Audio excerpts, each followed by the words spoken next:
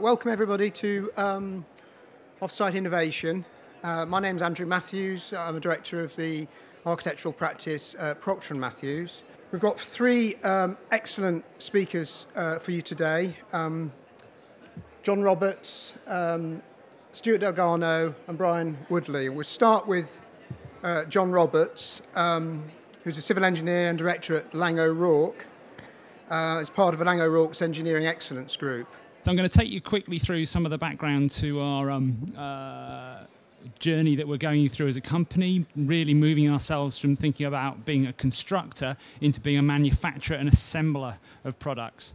I'm going to start at concrete, because concrete runs thick in the veins of Laing O'Rourke, of course, going right back. As concrete's been going faster, we've been finding more and more of the products we have to look into to understand how they're going to keep up with the speed. And then talk about the way that we think about DFMA and where we're going in the future. I don't know if any of you have had the chance to go up to our factory, Explore Industrial Park near Worksop, Steatley. It's the centre of our concrete operations. It's not the only place that we make concrete. We do several. And I hadn't quite appreciated until I joined Laing O'Rourke about 18 months ago just how important the internal brands that we have are. We're quite Laing O'Rourke's the headline, but there's lots and lots of quite well-known brands within the company. Bison, of course, lots of people will be familiar with that product. It's been out there. I can remember using it 30 years ago. GRC UK, glass reinforced concrete. I think I've got a slide in a moment explaining where that's going and how that fits. They arrived about the same time as I did. And Explore, which is really the main brand that's picking up a lot of our new products, a lot of our offsite manufacturing.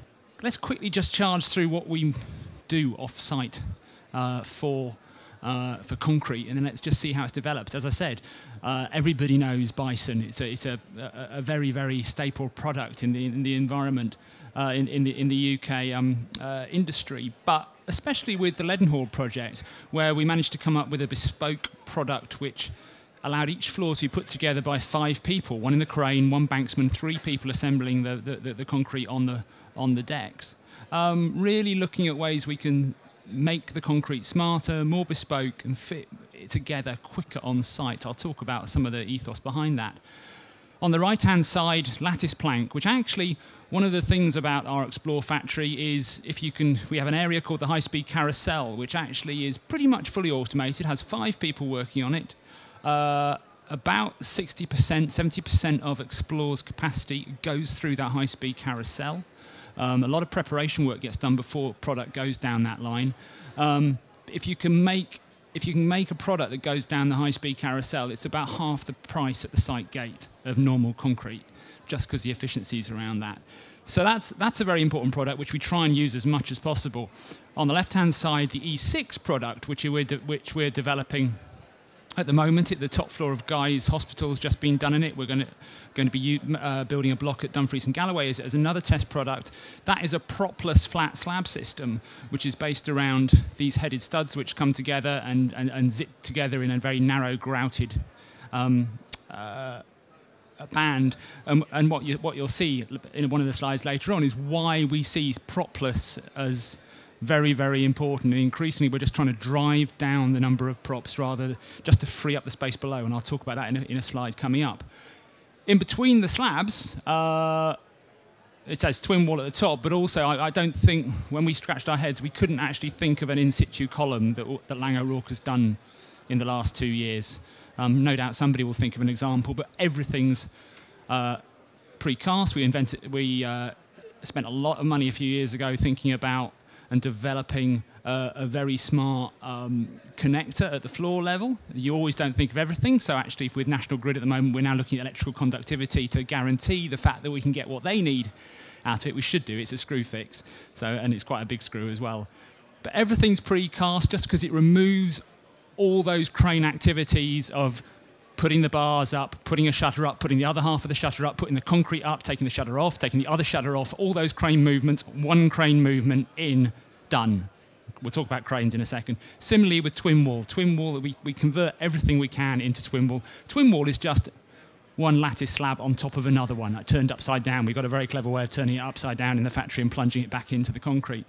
So you end up on the left-hand side with a very fast, with our product range there of basically a menu of precast solutions that we can deploy into products, and we work with the design teams as we receive things to actually convert them over. Mega Plank I didn't mention, which is actually we're finding is a very fast way of replacing metal deck solutions, and that's also had a trial project in central London. We also then, here we have Crossrail at Custom House. We still have bespoke precast, but that will tend to be in other areas on the bespoke carousel. We have an area of the factory for high quality bespoke work, and also out in the yard. So according to where we make it, we can deploy a range of solutions, but the more we can get over to the left, the more we can drive efficiency in the project.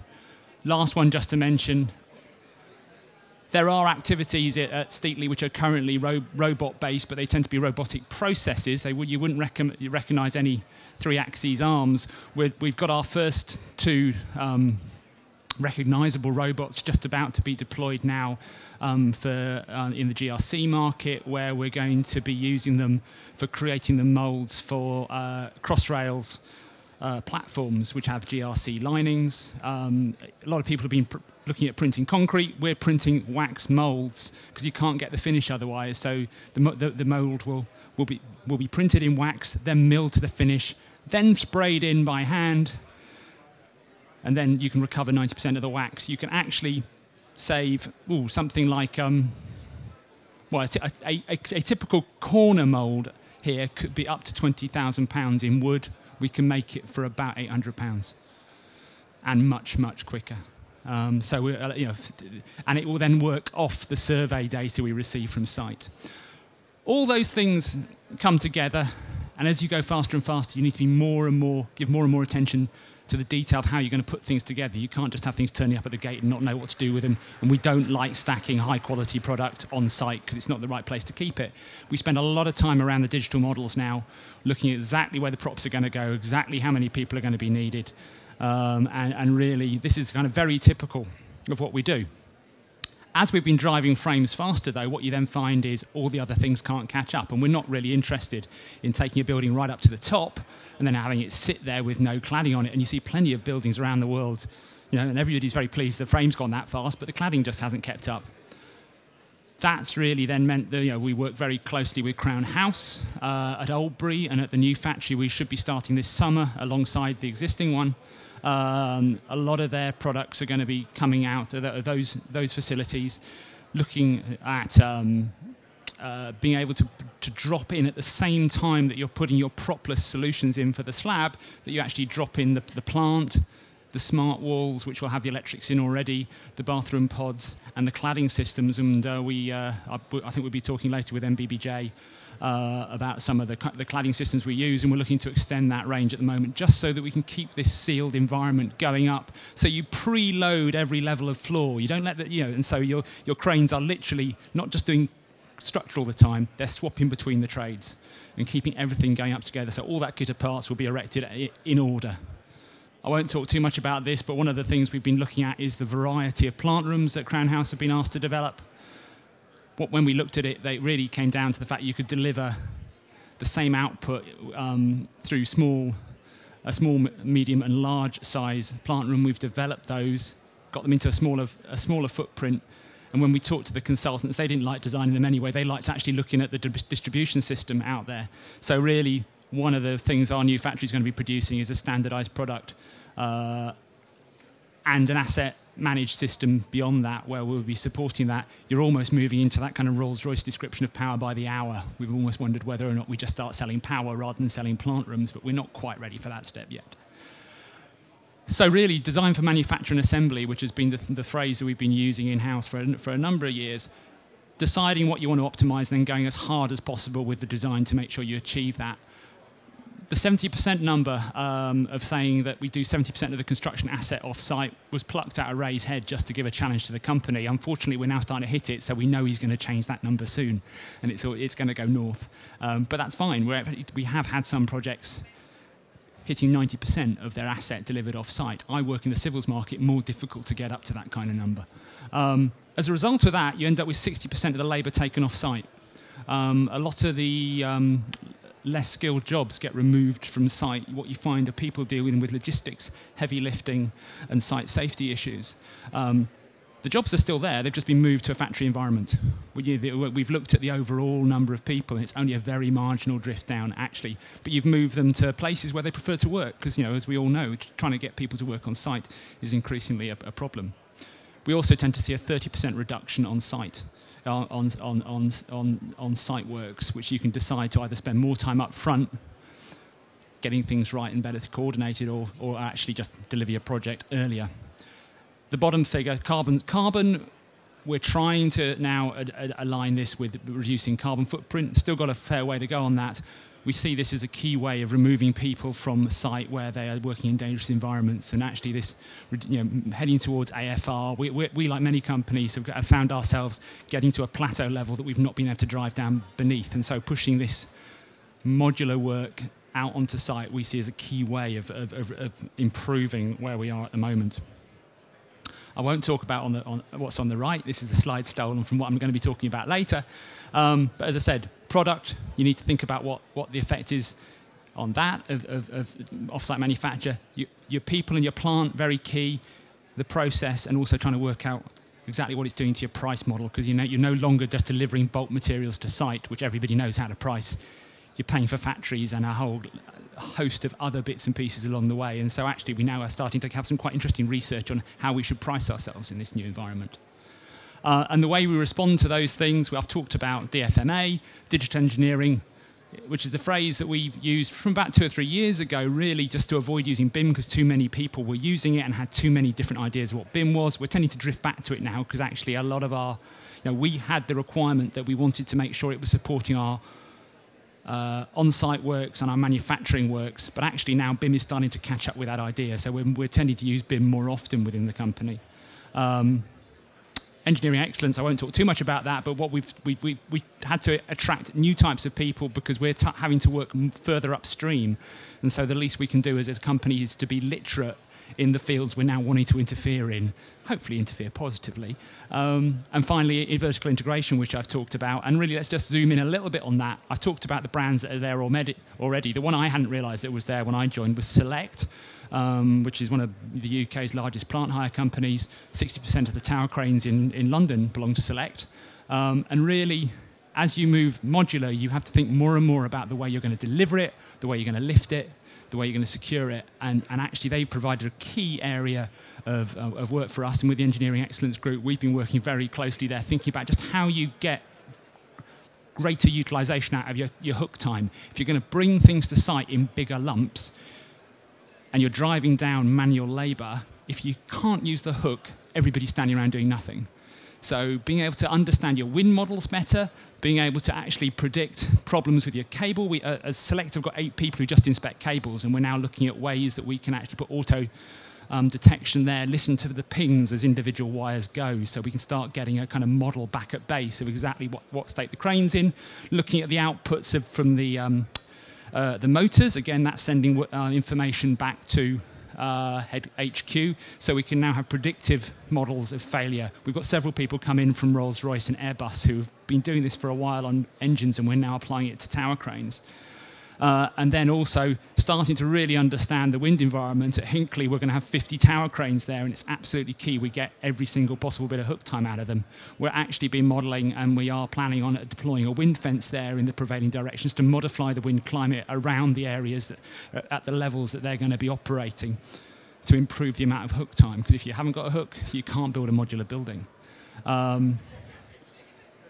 I'll just, there's an article I'm hopefully going to get published relatively soon, which is talking about the 4 eyes of a product-based design future, where really on a project level, what people will be doing is selecting products, bringing them together, making sure they work as an integrated whole, looking at what the interfaces are with the surrounding environment, and really focusing on those activities rather than actually mucking around with the product too much, which hopefully will be optimized by teams who are looking at the way you incorporate improvement and cycles of incremental improvement and lessons learned back into the product.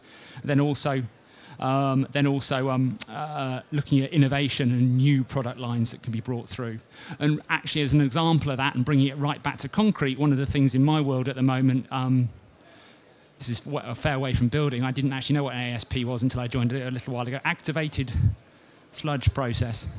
You really don't want to know what's in these tanks. But we are looking at the fact there we've built a number of them already. We have an established product set based around twin wall.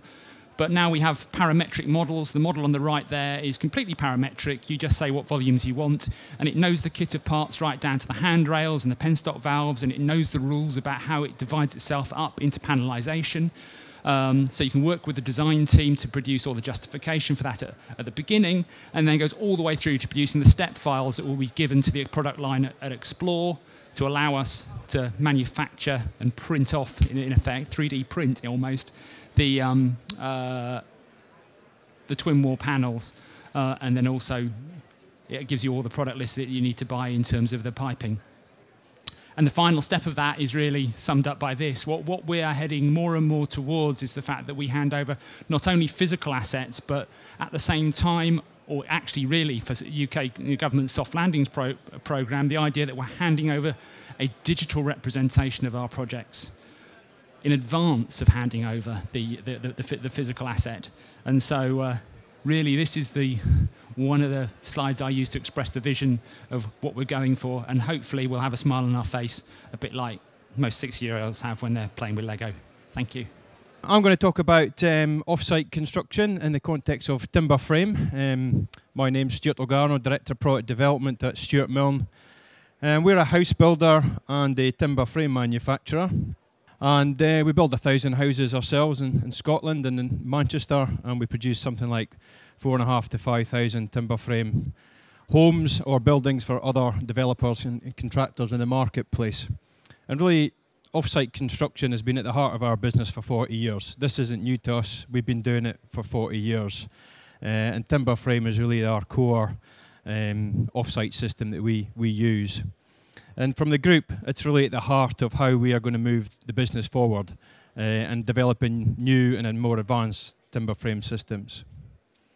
Timber frame, it's the largest offsite system out there. I know you might not recognise that, but 1 in 5 houses currently is a timber frame produced house that's made in a factory. Yes, there's still some elements made on site and put together on site, but there is a core of it. It's done in a factory, and hopefully that will rise to something like 1 in 4 in the future. And if you look at certain markets, like my home country of Scotland, 80% is timber frame. You wouldn't build a brick and block house in Scotland. Matter of fact, in the world, it's the biggest residential housing method that exists. And it's focused on a fabric-first approach, and it's cost-effective, safe, simple, and easy to build. And at the heart of that, off-site construction, and we think there's an opportunity to build on that benefit and that heritage and move it forward. When we're looking at off-site and looking at timber frame systems, we offer different products, and you can use these different products to suit your different project type. So we've got open panel timber frame, typical framework that's then insulated and boarded on site.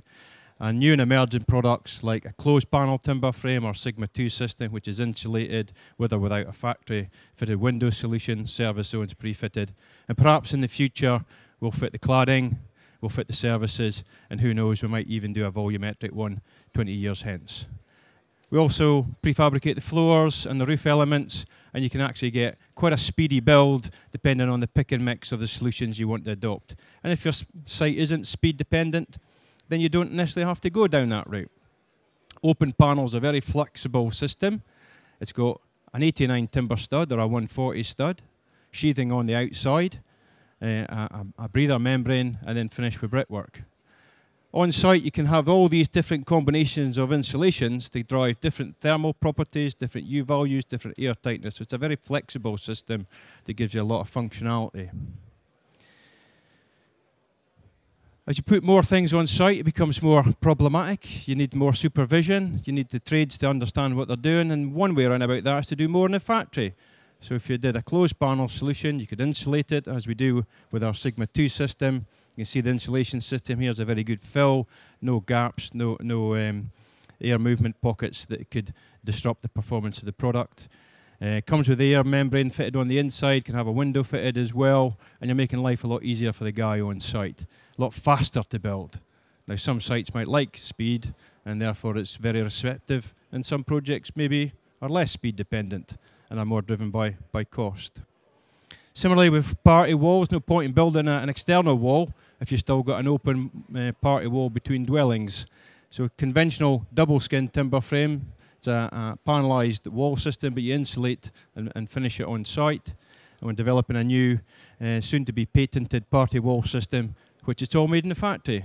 All the fire protection's fitted, the insulation's fitted. It's a zero thermal bypass, air tightness of 3, and you're just putting in one component. That's 92% made in the factory. The one on the left is just over 12% made in the factory. Floors, again, loose joists, perfectly okay. You could argue that it's an off-site system. It's components cut to length, marked, assembled, bundled, delivered to site, and they can lay it out and build on site. That might suit some projects.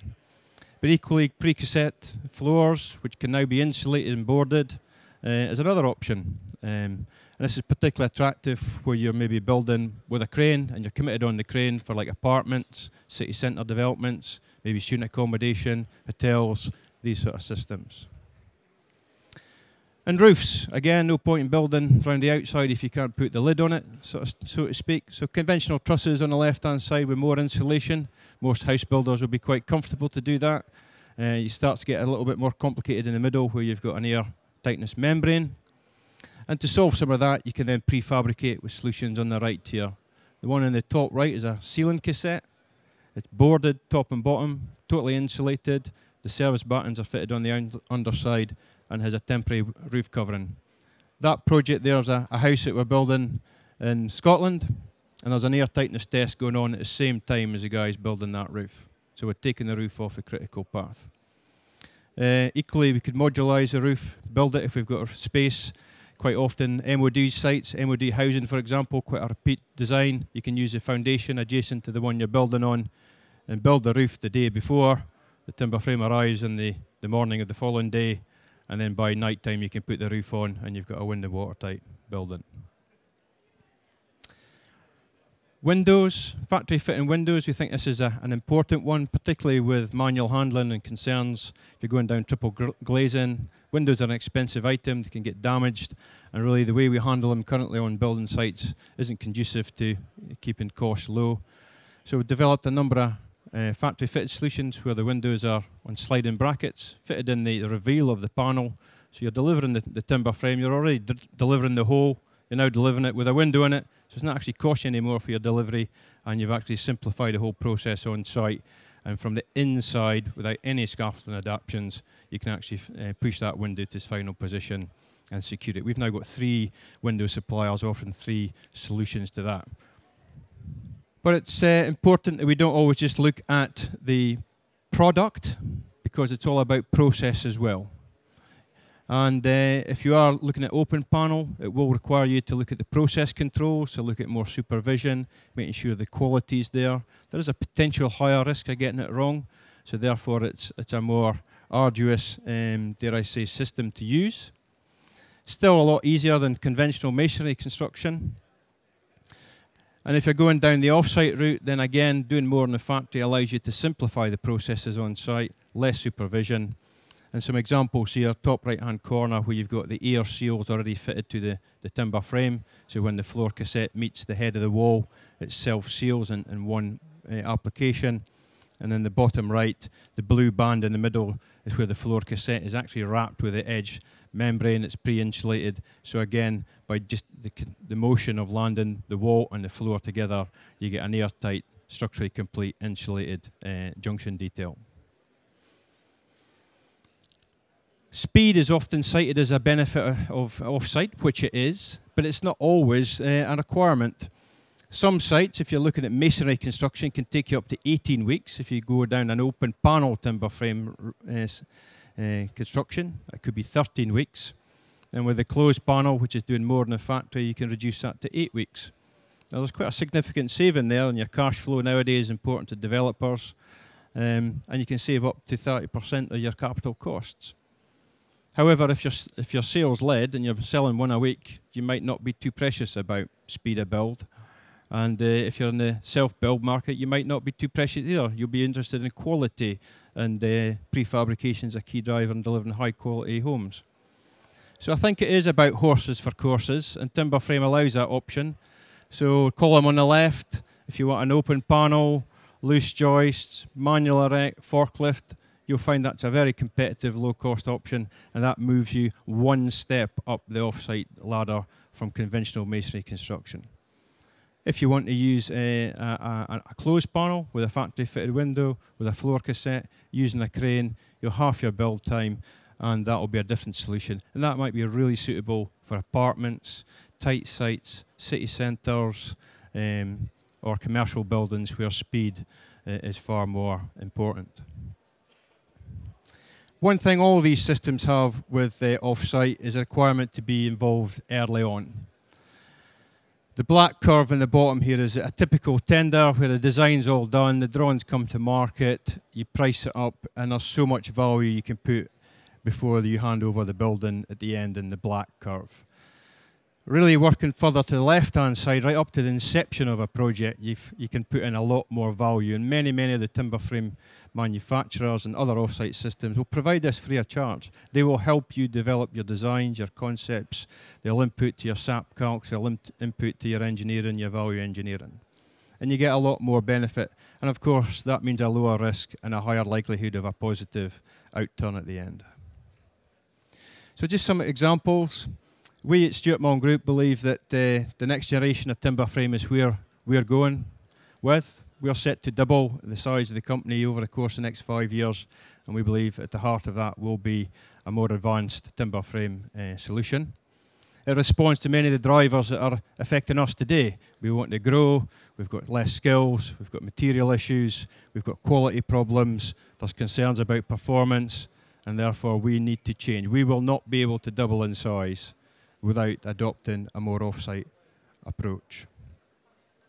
And Sigma 2 is our sort of answer to that. It's our sort of state-of-the-art system, as we call it.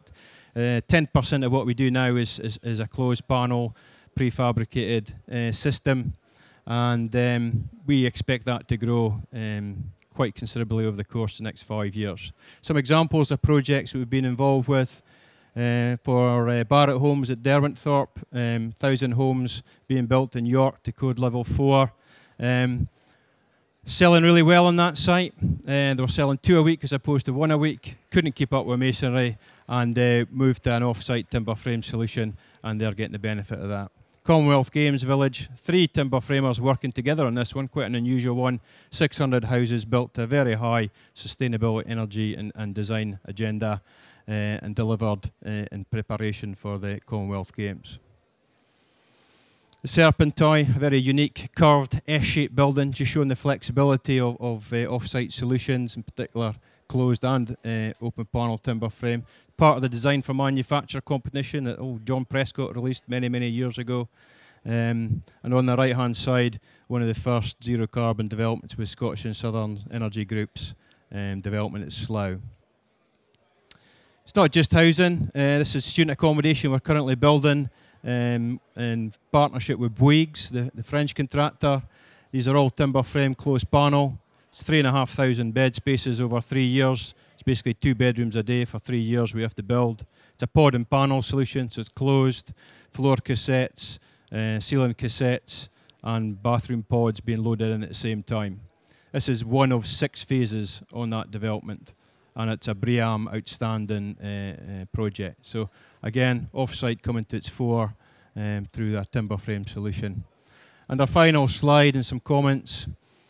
The future, as I say, we're looking to grow and double in size. This is the Bicester Ecotown development. It's currently under construction.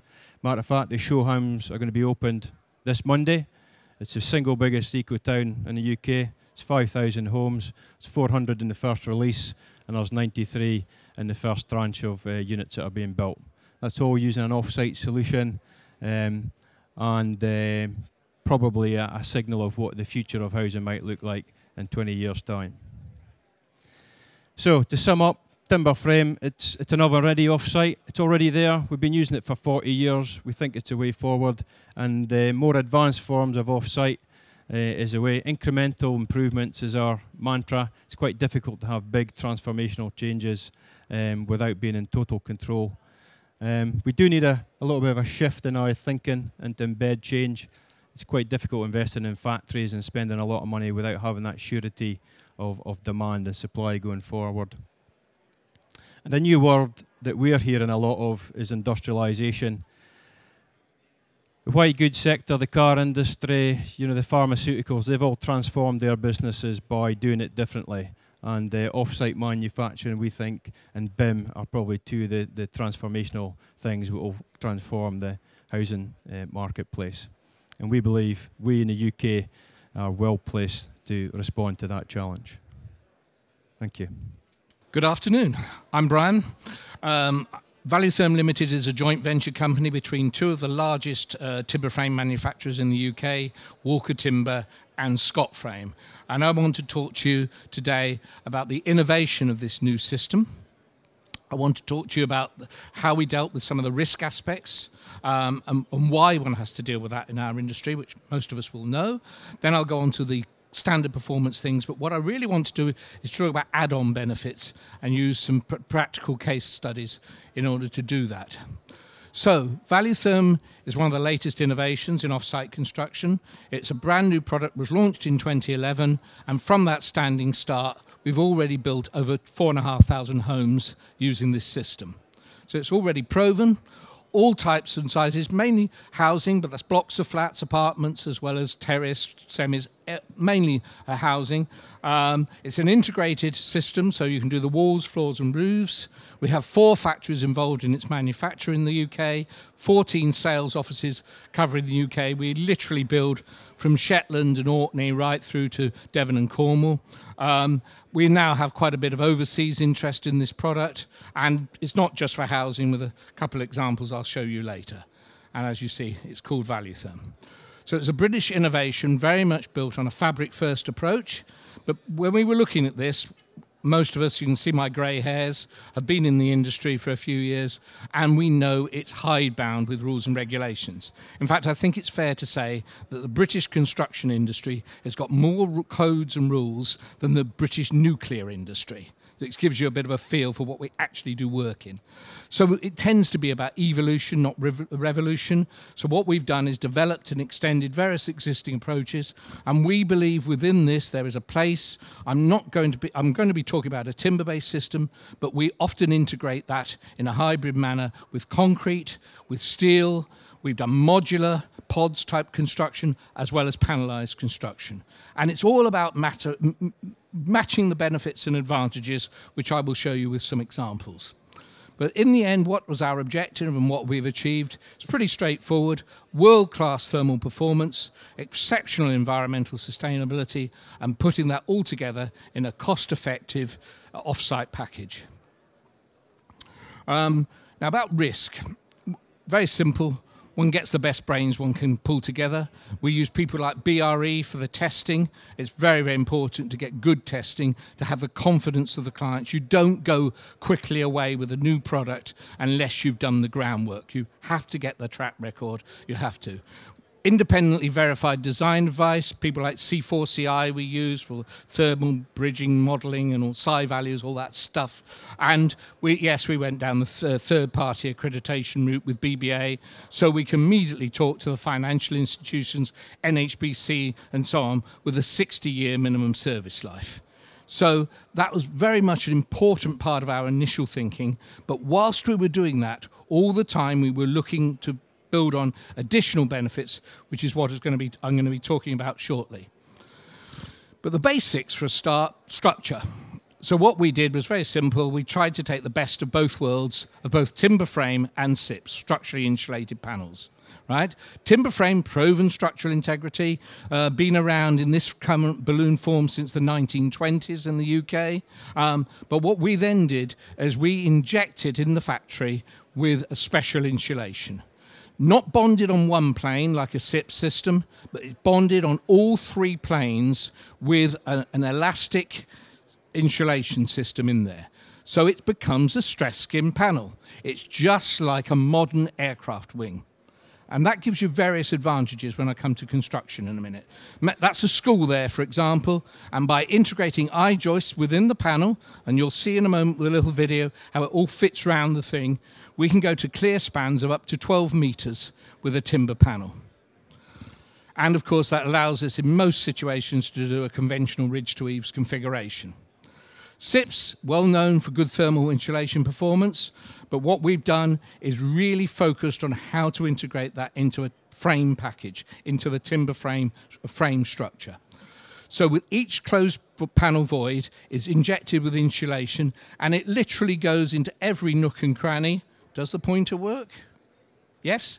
And you can see even around the curvature of the timber, the insulation's penetrating right into everywhere. This is factory quality controlled. That's why you get class-leading thermal performance. You get very good thermal bridging performance, the way we put it all together. And also, because that's closed cell, it's naturally very, very airtight. We put it together in a certain way that I'll show you with a little video shortly, which makes it between the panels very airtight. We factory fit windows quite often and doors. Again, all of these things. And we've been down to airtightnesses of like 0.46 air changes. So passive house, absolutely standard every day of the week if that's what we want. But if I just want to show you one thing this afternoon that you'll remember, it's this one. Just compare this in your mind to a wet and windy construction site where people are trying to stuff in bits of insulation into all the nooks and crannies of a building. Here in a factory, the technology is over to the left there, which I'm not going to tell you about, but in has come a liquid, as you saw, and it's now going to expand 34 times its original volume within that panel. It literally grows like bread. These are partial depth noggings, so you can see it's literally filling up every void. Here it goes traveling along the void. In a moment, you'll see it absolutely snap into the corner. See, pushing out all the air as it goes, filling every spot and bonding as it goes. There's the little vent holes, which just tell it's full. Obviously, we have a quality system which controls all of that.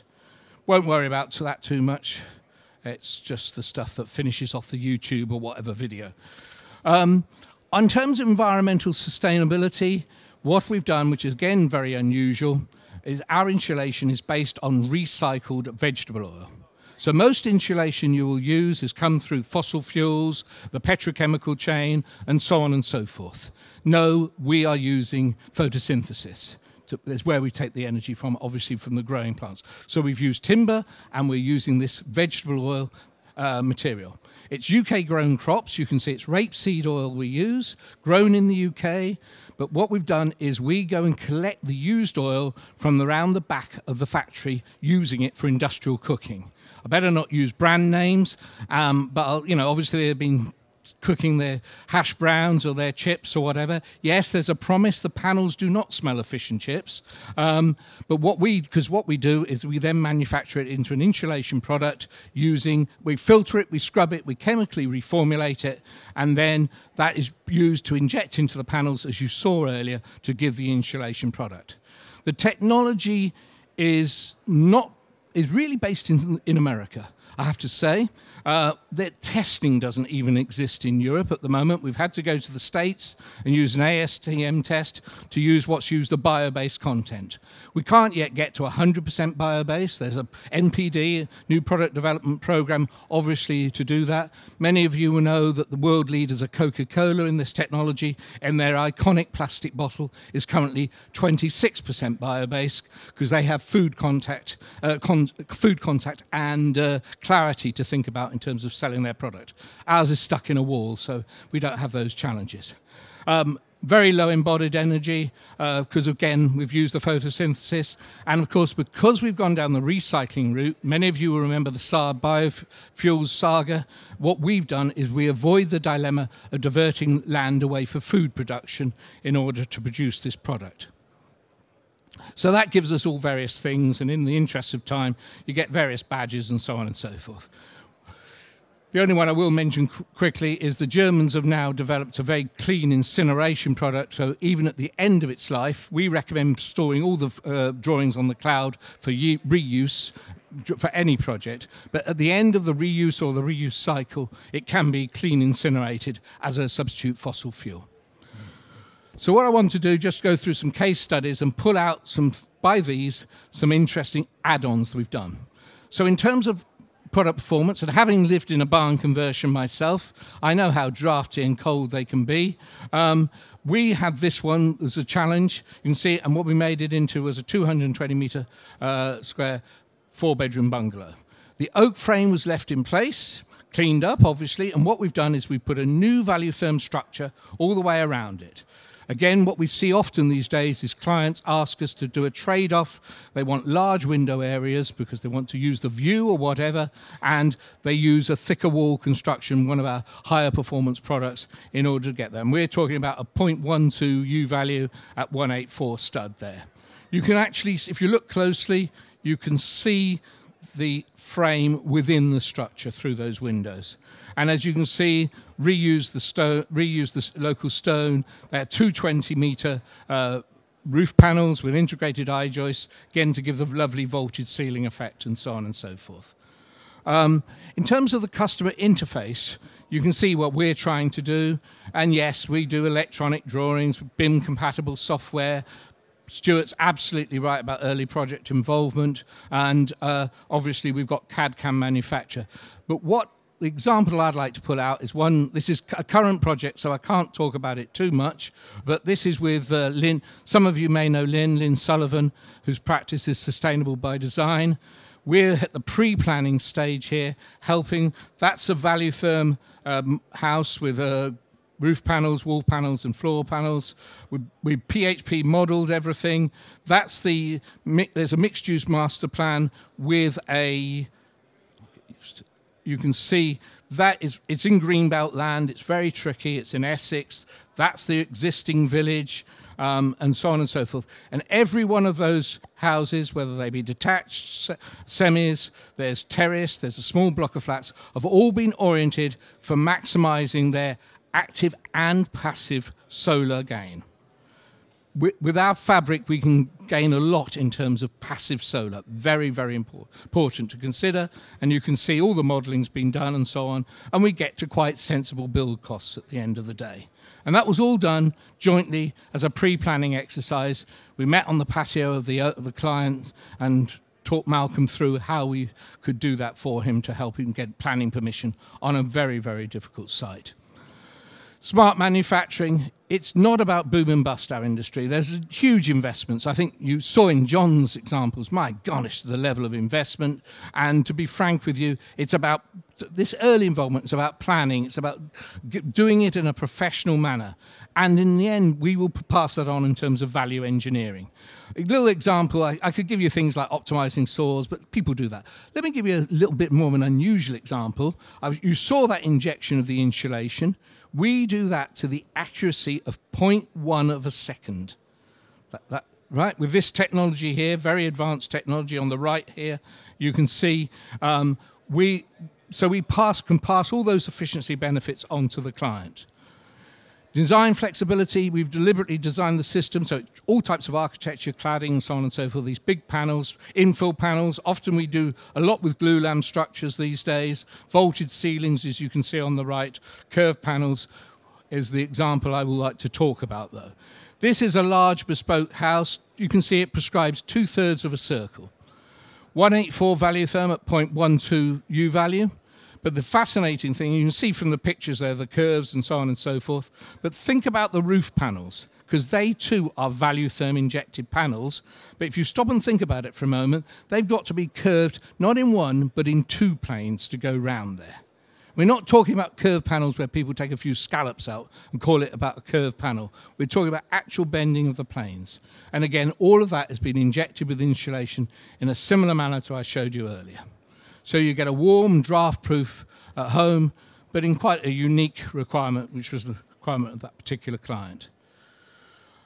Buildability, well, these systems, and Stewart showed earlier with those pictures, there's very straightforward methods of joining them. Obviously with large panels, it's flat pack and all that. But again, we're down with these, we're very, very stiff. These are incredibly stiff in torsion, so we can fit large panoramic windows and so on on the factory, and then flat pack deliver them to site, and so on and so forth.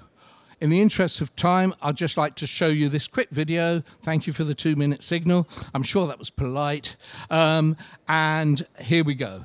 This was the first passive house for rent in the UK. Wind and weather tight, and you can see the weather we put it up in. Wind and weather tight to passive house standards in 1 day. Right? Factory fitted windows. You can see that that's the north elevation. You've all worked that out because of the small windows. And you can see them sliding in together in this male and female joint. There's the front door going in. Again, you will see we've actually sealed along those joins. South elevation going up. You know why, I can tell, the bigger windows. I'm sorry it's a bit rushed. It's a bit like a silent movie, but in interest of time. Metal web beams used because MVHR, so ease of running of site services. Factory fitted windows on the first floor. Up go the gable ends. These are all insulated panels by the Valuetherm system. We normally put these up with 3 people, but when we do these demos, you need the hamburger stand concession. I promise you, that's the way to make money, not in construction. But here you go. There's a glulam beam, ridge purl in there, and then you can see the roof panels going on ping, ping, ping, one at a time, bird's mouth detail, wall head detail, and so on, and up they go. And there's the little, in a moment you'll see the little thing on the corner, which was the architect. They wanted that little design, so he got it. So they are wind and weather tight in a day to passive house standards. And what was the result of that? Well, a family house, 5-person family house, total energy bill, £91 a year. Government audited. This isn't me standing here and making some sales claim. This was all independently audited, and that is why we do use it. You can see Gillian and her family, happy, smiling family who live there, and that's why we talk about family homes costing less than £95 a year to heat. That's what we do, time after time. And the way we do it now, roses round the door, 21st century thatched cottages, our Argas in there, Labrador in front of it, optional extra, but that typically standard design of homes and incredibly low cost to heat. Thanks very much indeed. John Roberts, sorry. Do you find that when you're doing, do you find that consultants are often aligned with how you want to design, how you want to build your buildings when you're doing it? Or do you find there's a special procurement that you have to go down to try and get your consultants on board with the whole off-site construction first? We spend a lot of time with our consultants because actually there's a lot of the projects at some stage that we get involved in will move from being a conventional route to being design build. We've done enough projects in the markets we work in. We're very big in the UK, very big in got some projects in the Middle East, very big in Australia. In those markets, we tend to know the players we're going to be coming up against. Wrong phrase, that's conflict already. But often we find that either they're people we know already, or if not, we work closely with them, and when we move over to taking on design responsibility, we have a set of consultants, architects, engineers, who we work as part of our design supply chain, and so we've done a lot of projects with them already, and we meet on a strategic basis. They get involved in our product development. In particular, I can think, Ramboll, just to pick one name, have had on a regular basis people seconded into the Explore factory just to understand how the product goes together. So we've actually had some very good engagement from them. They pull us in on projects to get early contractor involvement, and so there's some very, very stable relationships there that we put a lot of effort into maintaining, because it's quite important that we all kind of are aligned as where we all think we're going. For driving a system like this, you need an extensive IT, CAD, and CAM system. How would you define the bottlenecks that you have in your current systems, and what type of improvements are you looking for? I think I heard you right. Is there bottlenecks in the CAD systems? Is that basically what you asked the question Correct, yes. for? Yeah. I think there is a lot to be said about a single point design process, and if we're doing our own developments, we have our own internal architects and engineers, and even when we pass information between the departments within our own business, we probably design it 4 or 5 times over before we eventually build a house, either through the factory or on site. So we think BIM would be, for us, we're not really advanced on BIM yet, would be a key enabling technology that helps collaborate and streamline the whole process.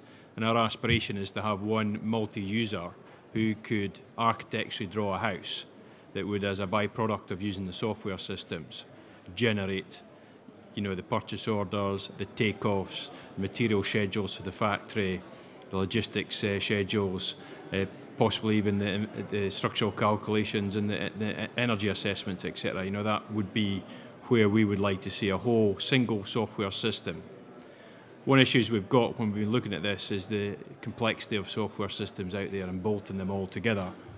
And that's quite a complex process for us at the moment. So the more we can streamline, use BIM, use the level 2, the various different IFC file interfaces, so you get this common language, then the better it is for everybody, I think. Can I just add to that answer? It's been interesting. I had a conversation a couple of weeks ago with our digital engineering teams. And if you go back 3-4 years ago when we really set up our digital engineering focus in the company, we very much split it, unfortunately, into what we just call pre-win and post-win teams. Post-win was about having the design supply chain and organising the information for a project basis so that we ended up with that library that was going to support the project for 2, 3, 4 years and pass information over to the clients at the end of that. We had a pre-win team because none of the design supply chain could keep up with us fast enough at the bid stage, where we just couldn't get usable information at that stage. So we had, and we still do actually, have quite a large team who draw the project from scratch at the tender stage, just because we historically couldn't get enough information in.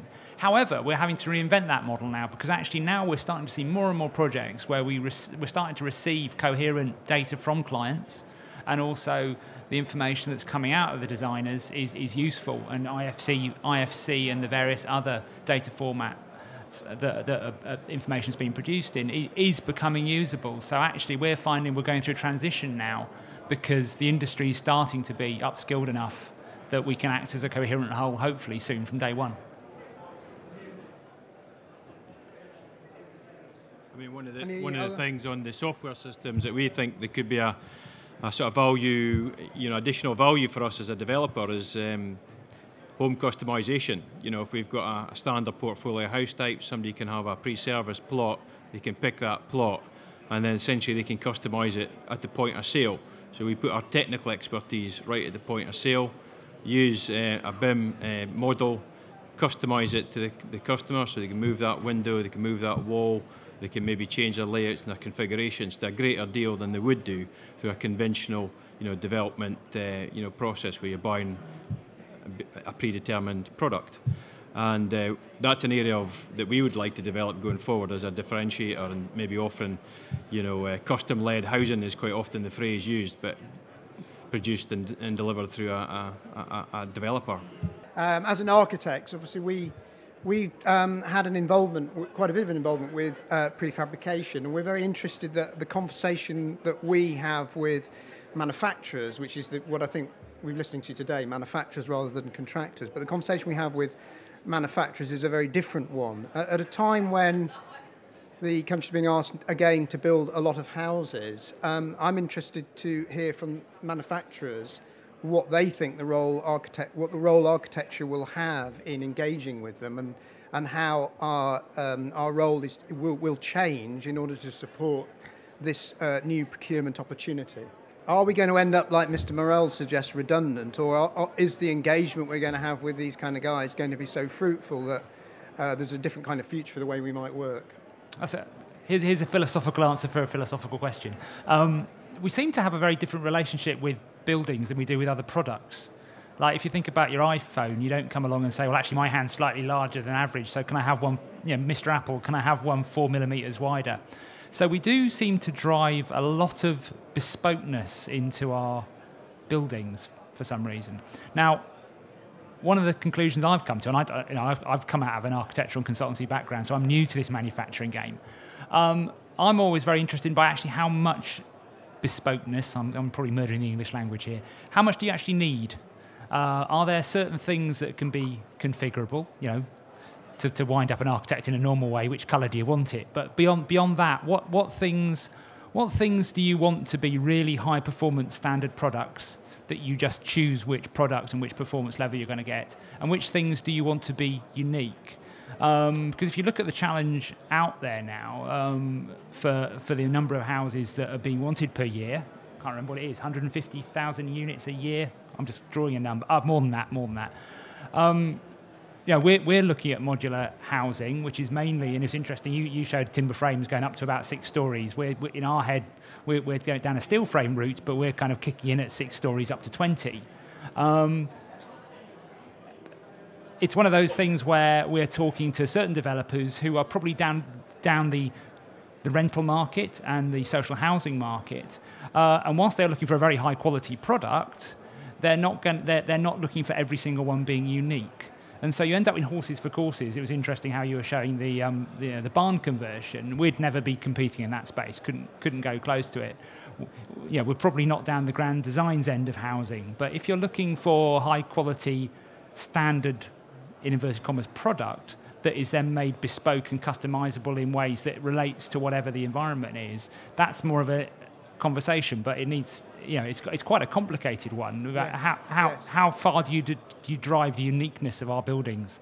Yes, and it's interesting to see in what the presentations today, how much off-site manufacturing's come in the last 10 years, and that actually the systems that are being deployed are more to moving towards flexibility for design and delivering flexibility at the same time as quality. I mean, the reason we got involved with off-site manufacturing was because it wasn't to do with numbers, it was to do with the issue that we could deliver more quality. And we discovered with modular housing that actually we could deliver a greater perimeter wall area for the same cost, and for us that meant we could deliver a much better kind of home because there was more connection with the outside. So we came from that point of view, and we discovered that actually there were systems out there that were versatile enough to deliver us quite a different product. So it is an interesting conversation about numbers, quality, and the specifics of a particular scheme.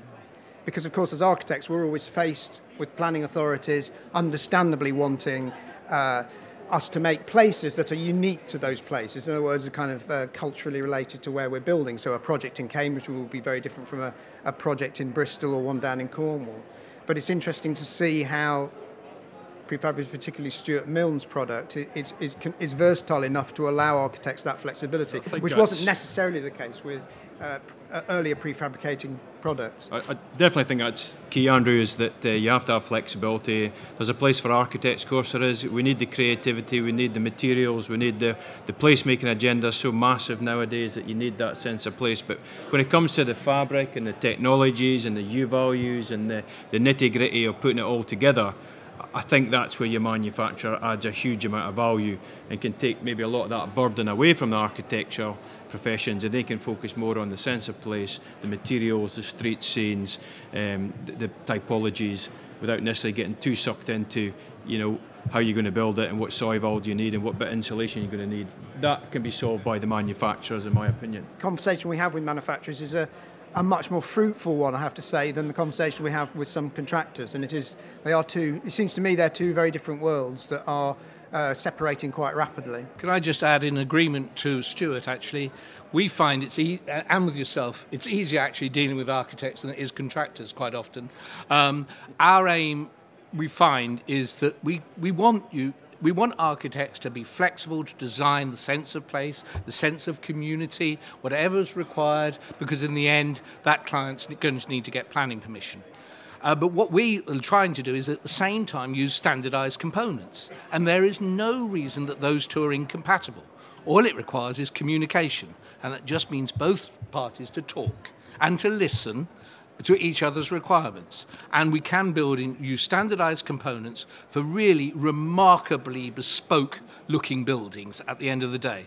That's why I threw up the 21st century thatch cottage, or the roses round the door. At the same time, you saw earlier the Brise Soleil on a modern 4 or 5 bedrooms bungalow in deepest arid Essex, you know, with the desert climate. So there you go. Okay, thank you, Brian. I'd like to say thank you to all our 3 speakers, and I'd ask you to say thank you to them in the normal way.